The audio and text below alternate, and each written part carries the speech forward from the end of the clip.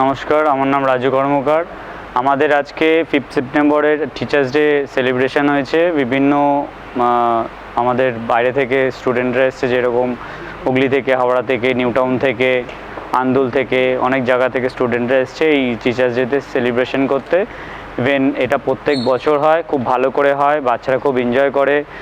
এখানে বিভিন্ন আমাদের অনুষ্ঠান হয়, যেরকম নাচ, গান, আবৃত্তি, তবলা, যে কোনো মিউজিক, বিভিন্ন একটা ভ্যারাইটিস টাইপের ডান্সও হয় আমাদের। এটা প্রত্যেক বছর হয় এবং খুব ভালো হয়।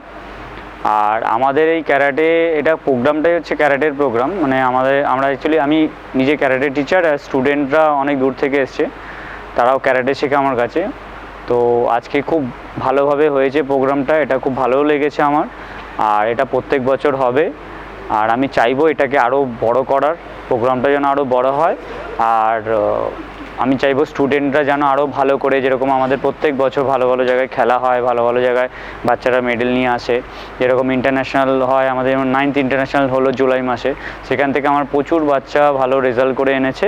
ইভেন আমি চাইবো যে আরও ভালো রেজাল্ট করুক পরবর্তীকালে। এই যে একতাটা যে সবার মধ্যে আছে, এই দিনটার যে এত সুন্দর করে গড়ে তোলে ওরা, এটা আমার খুব ভালো লাগে। আমাকে একটা খুব সারপ্রাইজ দেয় ওরা।